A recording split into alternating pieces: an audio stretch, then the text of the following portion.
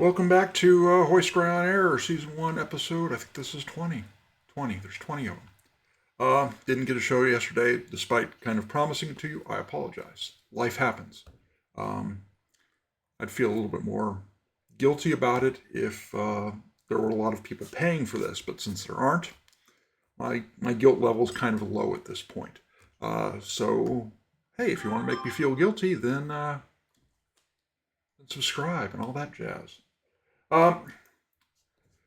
First up today is a addendum to yesterday's or Thursday's video and discussion of the DC pipe bomb arrest.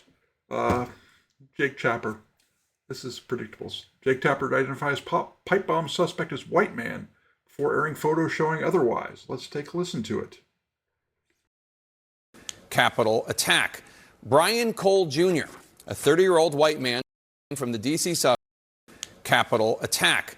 Brian Cole Jr., a 30-year-old white man from the D.C. suburbs, is charged with transporting an explosive device in interstate commerce and with malicious destruction by means of explosion. CNN observed local and federal law enforcement outside his home in Woodbridge, Virginia this morning. Yeah. Turns out, not white. Not even close. Sorry for playing with the video a little bit. I don't know why it requires me to put a mouse on it for it to start playing. The sound seems to be fine. Go figure. That's a new development. We'll see what happens in the future. I don't completely blame Tapper for this. I think it's amusing. I think that's something that happens when it's breaking news. You don't have a whole lot of time, but there is an assumption that a white man probably did it. And usually, if it's bombing, that's usually a good bet. Kind of got bit in the butt on this one. So so there's the accused bomber, and he issued a correction afterwards. And the thing is, the falsity didn't last long because it wasn't but 2 minutes later in that same clip that they showed the same picture I just showed you. So it was pretty apparent that didn't go on. This next story. Personally, I try really hard to, I use Twitter for politics. I use Facebook for mainly, especially my own personal Facebook page, for personal stuff. What's going on with family? I want to see, I got high school friends, I got college friends, I got, friends past that time. I just like to see what's going on in your life. I just like to see where you're traveling. I like to see pictures of your kids. That's what I use Facebook for. At least my personal page. Again, hoystory.facebook.com/hoystory.com. You can follow this Hoystory on Air on Facebook. All my politics are there, but not my personal Facebook page. So that's how I try and divide things. I don't like to see politics on Facebook because that's not what I go to Facebook for. But this is actually the little brother of a college friend of mine, is broken. He got broke by Trump on the left. He once lectured to me on the Midas touch. I'm not sure how that's pronounced. It's like Midas with an E, M-E-I. Is a media outlet that's very left-wing. If you go to, one of those sites that kind of tries to quantify it, it is as far left as Breitbart is right. Okay, so it's kind of the equivalent. It's further left than National Review is right. So he posted this yesterday. ICE detains U.S. citizen women driving to work dressed in full medical scrubs. Why that matters, I don't know. Quote, "I'm a U.S. citizen. Please help me," she cries. "Why are you doing this to me?" Woman was dragged out of car, tackled to ground, and handcuffed. Agents finally checked driver's license to prove her citizenship and did eventually release her. DHS issued a statement claiming that she had initially refused to roll down her car window all the way. The incident occurred near Rowell's Waterfront Park in Key Largo, Florida. And there's a picture of her. And then we have this genius over here. This is not my friend. This is all part of one post. I've chopped it into two pieces and kind of separated it. To the half of America ignoring stories like this, you won't be able to look away forever. Not when masked man shows up at your own door. That's when you'd wish you'd done something before the Bill of Rights was torched. And then the resistance. Are you paying attention yet? So here's the thing. I get the feeling, because I have more than two brain cells to rub together, that this is not the entire story. So I go and I Google it, or actually use Bing most of the time, but that's just me. Punch in woman scrubs arrested ICE, and up comes Newsweek article. Woman in medical scrubs says she's a U.S. citizen while being dragged from car. I think I got the right story. A woman wearing medical scrubs was forcibly removed from her car by federal immigration agents in Key Largo, Florida, footage shows. During the incident, which occurred on Wednesday morning, the woman could be heard shouting that she was a U.S. citizen as agents detained her. This is from the ICE, or Customs Border Patrol spokesman. During a traffic stop, a U.S. citizen who was driving her illegal alien boyfriend's car refused to comply with repeated lawfully given orders by law enforcement to identify herself. She was removed from the vehicle and briefly held while her identity was confirmed. She was promptly released once her identity was confirmed. So, let me give those of you who are not wise in the ways of this world. This is the speech I would give to if I were teaching a driver's ed class. When you're pulled over, and it's a lawful, you were lawfully pulled over in this case, look, and I don't know the answer to this one, how an illegal alien registers a car successfully. That blows my mind a little bit. I don't know how that occurs. I don't know what the rules are, but it's a little odd that if you're here illegally, you're able to register a car. So they pull her over. Probable cause. He's here illegally. It's his car. They can't tell from behind, who's in it necessarily. So they pull her over. And they say, whose car? They do the whole thing. You've been through this before. If you've ever been pulled over, you've kind of been through this before. License and registration. And proof of insurance. That's the other. License, registration, proof of insurance. And she refused to identify herself. And I pointed out to my friend, who's lost brain cells by the bushel since Trump got into office, says, well, they don't. They're just running around, grabbing Americans. And it's like, no, she was lawfully pulled over. If you're driving in a car and they pull you over, you have to show them ID. Now, here's where I put in a recommendation. Again, I've mentioned this before probably. The Civil Rights Lawyer channel, check him out, because there are cases where people get pulled over and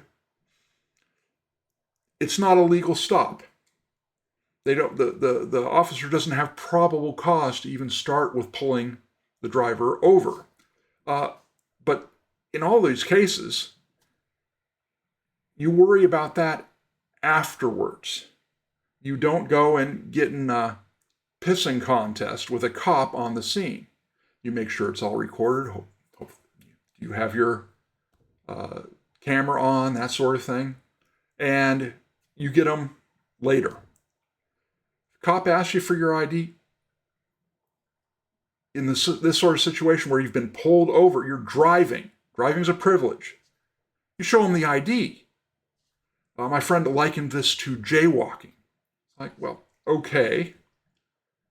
I guess, the civil punishment for illegally entering the U.S. is the equivalent to a misdemeanor jaywalking type thing.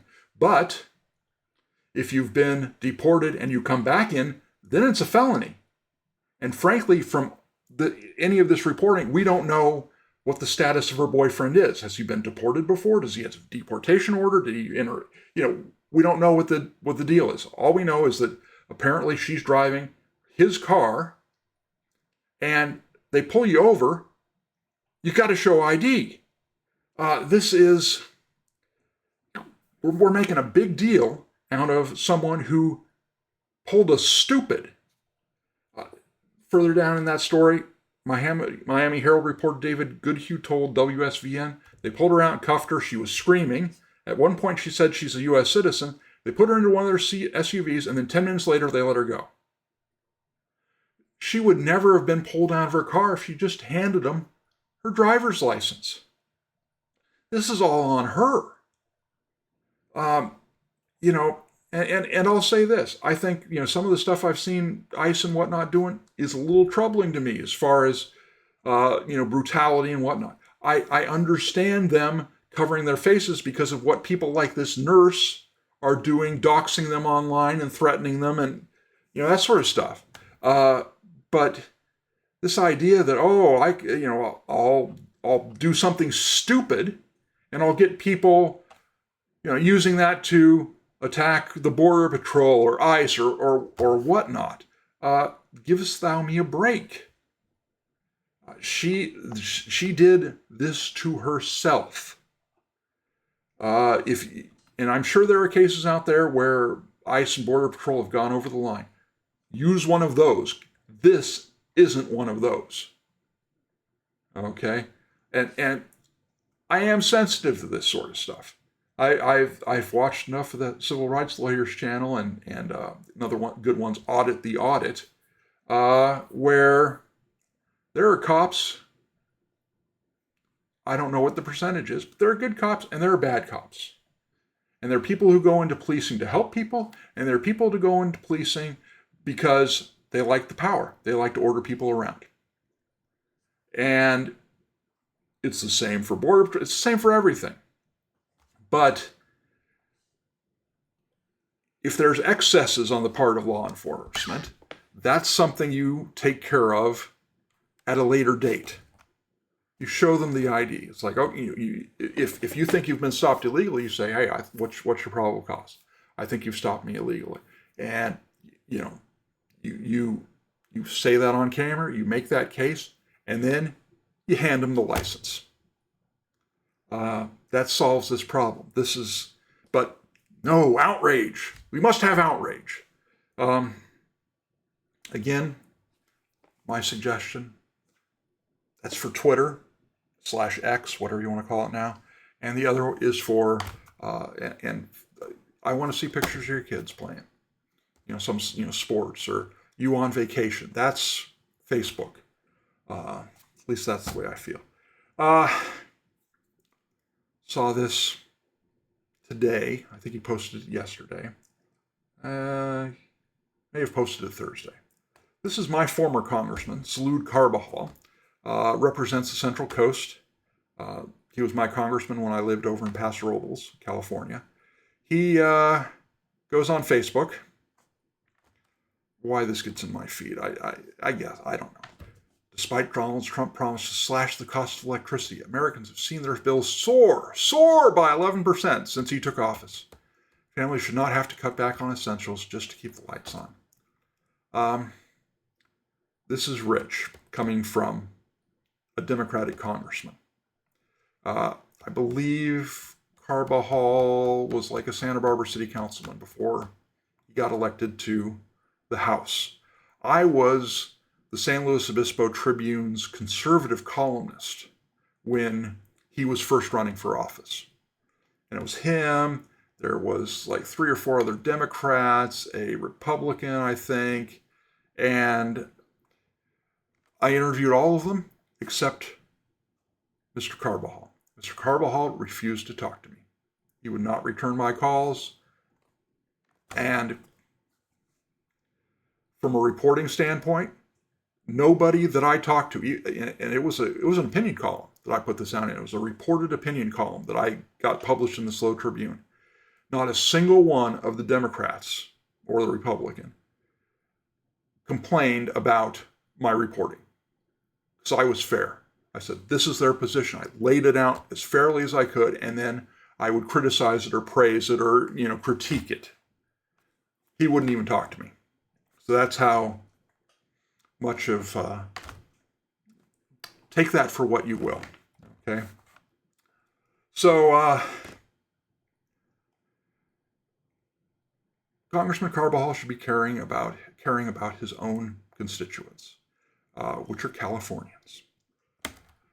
This is over on Substack. This is John S.'s newsletter.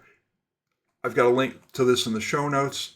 I encourage you to read that. It is a deep, deep dive into why electricity prices in California are so high. He published this less than a month ago. The claim that the cost of solar energy in the U.S. is in continuous decline is a myth.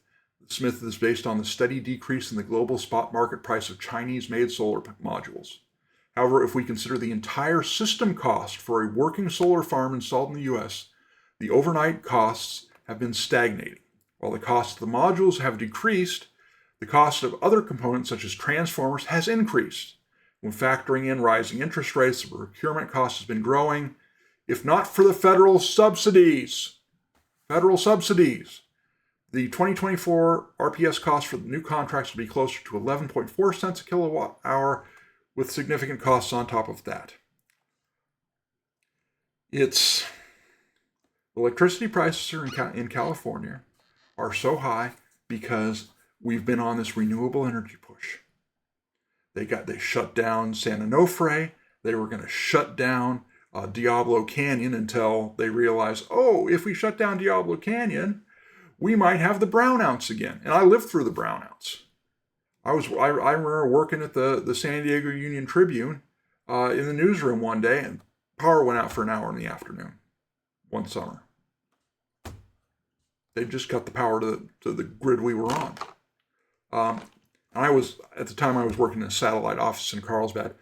I hate to think what would have happened if they had done that at the main office in Mission Valley, where we were sucking in energy like crazy to run huge presses to print the newspaper. You do not want power to be cut when you are running papers through those presses, because the web will break, and rethreading that is not fun. So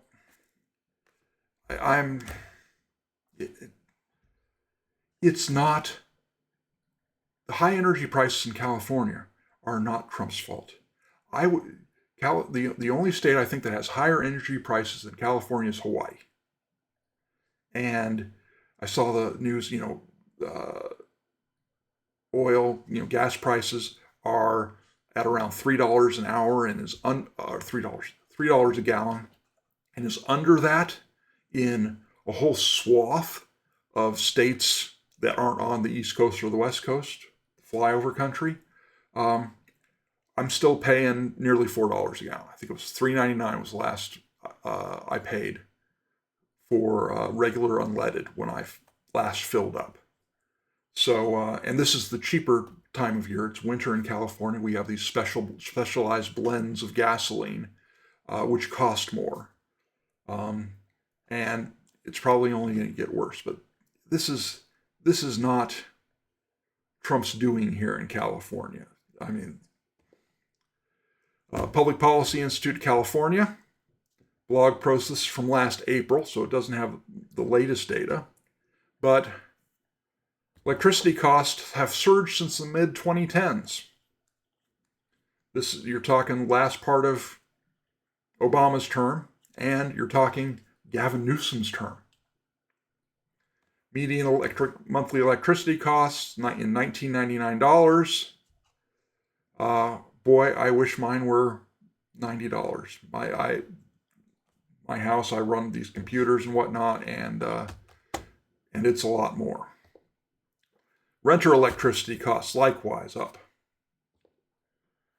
Soaring electricity costs affect lower-income residents the most. Same group of Californians have been most likely to leave the state. California's programs to shift costs from lower to higher income customers, but they have done little to shield lower income customers from the recent cost surge. This is for Salud Carvajal's constituents and for me as a Californian. This is California's public policy problems. This has been the push to all electricity. Getting rid, we wanted to get rid of gas-powered cars. I don't say we, I say Democrats in Sacramento wanted to get rid of gas-powered cars. So this is what we get. Which brings us to who is going to succeed Gavin Newsom as our next governor. Whoever it is probably going to be equally a disaster or more so, because it's probably going to be a Democrat. And I love this headline from the San Francisco Chronicle. California's candidates for governor share a common truth. They're all kind of mid. Way to get the Gen Z terminology in there. There's a reason that 31% of Californians are undecided about who to support for governor in 2026, and it's the same reason that political insiders keep buzzing about this person or that person, thinking about getting into the race. None of the candidates is blowing away the field right now. They're all kind of mid. Evident Friday morning, hour-long forum. Just for the record, who are our candidates? Antonio Villaraigosa, former mayor of LA. Former Health and Human Services Secretary Xavier Becerra. He's also former Attorney General of California. State Schools Chief Tony Thurmond. Former State Controller Betty Yee and former Assembly Member Ian Calderon. Those are the Democrats. Republicans are Steve Hilton, a former Fox News commentator, and Riverside County Sheriff Chad Bianco. I believe Bianco's been endorsed by the California Rifle and Pistol Association for whatever good that gets him. Bianco, Villaraigosa, Calderon, and Swalwell did not attend Friday's forum. And here's one of the problems you have when you've got so many candidates. If you want to do a reasonable time forum, they've got a 60-second limit on answers. That's not really good for an informed electorate. So Katie Porter slams Tom Steyer, who's a billionaire, Democrat, big climate guy, says he doesn't understand affordability. So she hits him from the left. Now, I'm not sure she understands affordability either. If she understood affordability, she wouldn't have dumped steaming hot mashed potatoes on her ex-husband's head. That's the type of person she is. She also wouldn't yell at people to get out of her shot, like Jack right there. Jack's fine in my shot. I had to put the bed there because he kept on climbing on me. I couldn't get anything done. So I don't complain about Jack being in my shot. Katie Porter chews out her employees if they wander into her shot. So Katie Porter, not a nice person. I wouldn't vote for her just because she's not a nice person. We could do better. And then from the right, Hilton repped Steyer for his years funding climate change initiatives that said we're adding costs to gas and housing prices in California. He is correct. Thanks to the climate extremism pushed for years by Tom Steyer, we all have the highest electric bills in the country. I think Hawaii's might be slightly higher, but close enough for government work.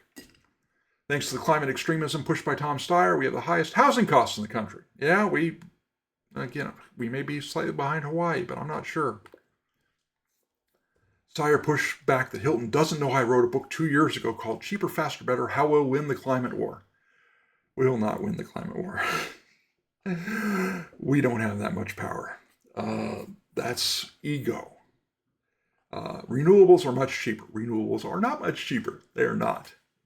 Nuclear is much cheaper. Renewables are not much cheaper. And then this comment from the reporter, probably not appropriate, but I'll let it slide. News story, I'll let it slide. The fact this is the field to lead the world's fourth largest economy might be even scarier. Yep. What's the old chant you sometimes do when a referee screws up a call. You go, nuts and bolts, we've been screwed. Californians, you're about to get screwed. It's just the way it is. You vote for it, you asked for it. Speaking of one of the people who is running for governor who wasn't there, Eric Swalwell. Eric Swalwell is... I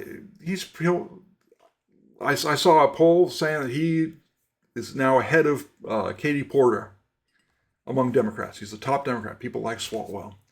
I know Chinese spies like Swalwell. We all know about that. Several years ago, Swalwell was involved with a Chinese spy, female. So he's a really smart one. And then, so the woman he's referring to here is Tish Hyman. If you go back, I mentioned her a bunch of episodes ago. She is a black lesbian who was in Gold's Gym in Los Angeles when a trans woman, aka a man, wandering around the locker room, not the men's locker room, the women's locker room. This same man adopted his, I believe his ex-wife's name. He used to be married. Now he goes by the same name as his ex-wife, who he happened to be convicted of beating severely enough that he broke her jaw. Apparently compound fracture of the jaw. What's compound fracture mean, ladies and gentlemen? It means the bone pokes out of the skin. And he's around the women's locker room. And Tish Hyman complains, and she loses her membership to Gold's Gym. That is the way it is here in California. So, Tish James, no guarantees on this. Question is, how much does she value what she talks a lot about, which are women's rights and women's spaces? Because frankly, she's not going to get it from any of the Democrats in the race. No Democrat in the race is going to give her what she's asking for, which is men, trans women are men, out of women's spaces. So she showed up at his town hall about a week and a half ago. And enjoy. First, man, you asked the most emotionally poignant question. I want to start with you. I was a prosecutor in Oakland for 7 years, and where justice was warranted and mercy was warranted, I showed it.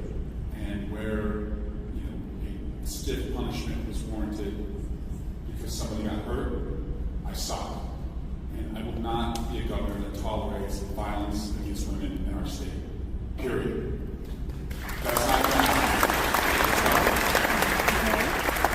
Now, as it relates to the issue of men, trans kids, men, particularly in sports, men, sure, in women's spaces, harassing. Yeah, You said it wasn't a thing. 14 times you said it wasn't a thing. Yeah. So I need you to show all the women of California that you're going to protect us. I'm going to protect women. I Women. did as a prosecutor. I will protect women. No woman should be harassed. Are there in going to any be law. men allowed in the women's room anymore? We need to know. No woman should be harassed in a locker room. That's a crime. Answer straight. Are there going to be women? Are you against men in women's locker rooms and sports? That's all you need to answer. I'm telling you, I Please. don't want men harassing you in a women's locker room. I know. That should not happen. It's happening all around America. There are I've 45 also women, said- and there are 45 men in the women's prisons right now, raping them, picking them out like chickens. The trans men are not women, and they're raping women. So I don't care if you're on the Democrat side, the Republican side. We need to be on the women's side, people. It's happening to our girls. It's happening to our women. And I'm here to let everyone know that this is happening. Open your eyes. I'm telling want to you. be governor? I have millions of people behind me, black people, who they're using our civil rights to push this shit. If you want to be the governor, you need to do something about it, because I promise you this, I will not be the last to see of Tish Hyman, okay? I'm going Thank to you. protect you, so. All right? I want to hear that. You're very handsome, by the way.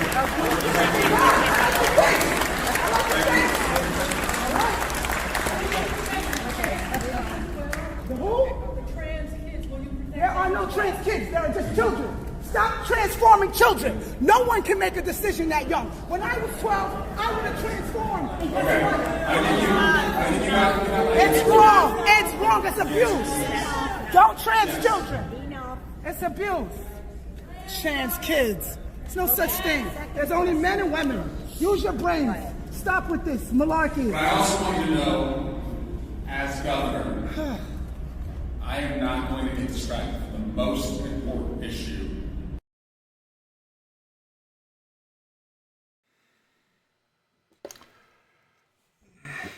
Tish,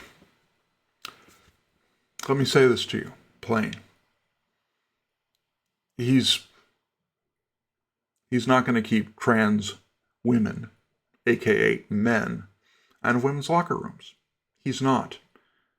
No Democrat is. They are beholden to this 20%, if that, of their base that insists that this is a thing. I sincerely hope and I believe that in 15 or 20 years, we're going to look back on this, and this is going to carry the same scorn and disbelief that that we see with lobotomies and electroshock treatments and eugenics. This is... Tish Hyman's right. She's right on this. I probably don't disagree. I probably don't agree with her on anything else politically. But she's right on this. And if this is her issue, if this is her one issue, she's going to have to come to grips with the fact that the only way she gets her most important issue is if she can get people to vote for the Republican. I don't think California is at a point yet where there's enough people who will say, you need to stop with this insanity. And until you do, we're going to put Republicans in power. It's not a thing in California anymore. Swalwell's going to run on his good looks. Not sure about his ability to control his flatulence. He famously let one rip on TV one time. Oh, it's not me. Oh, it was an impressive fart. It really was. You can look it up. Eric Swalwell fart. Watch the video. Turn the sound up. Insists it wasn't him. Yeah, right. It also wasn't him, the Chinese spy. Tish Hyman, if that's your issue, and I believe it is, and I believe you're sincere, and you are right, this guy is not going to protect women. Because he won't answer your question. You notice I will protect women. Will you keep men out of women's locker rooms? He never said yes. I'll keep them out. Because he's not. He's not going to. California, like New York City, like Virginia, like New Jersey, we're going to get what we vote for. We're going to get it good and hard. Thanks for watching. Again, like, subscribe, follow me on the social medias, which are down there in the lower left of your screen. It's also, when I hit this button over here, they're going to come up big on the screen. Tell your friends. I really, really need this to grow. I'm not a nut job. I don't believe that Charlie Kirk was killed by the Israelis or the Egyptians or by his wife or by Turning Point USA. I'm going to go over a lot of that, hopefully on my next show. There's only so much crazy I can tolerate. And the whole idea that